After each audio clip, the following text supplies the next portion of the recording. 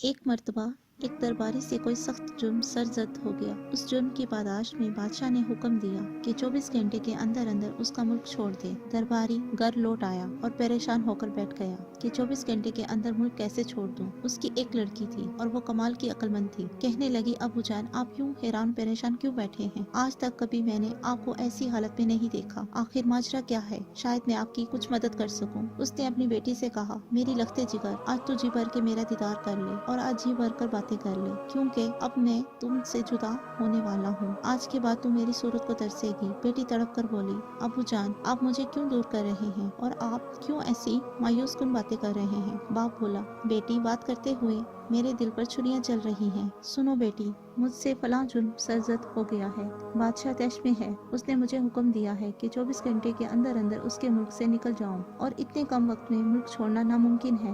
جب بادشاہ کے سپاہی مجھے یہاں موجود پائیں گے تو پکڑ کر لے جائیں گے اور بادشاہ مجھے مروا دے گا۔ یہ بات سن کر بیٹی مسکرائی۔ باپ بولا، بیٹی، میری جان جا رہی ہے اور تم مسکرا رہی ہے۔ بیٹی بولی، ابو جان، آپ فکر نہ کریں، انشاءاللہ بادشاہ آپ کا بال بھی بیکا نہ کر سکے گا۔ آپ بے فکر ہو کر اطمینان سے سو جائیں۔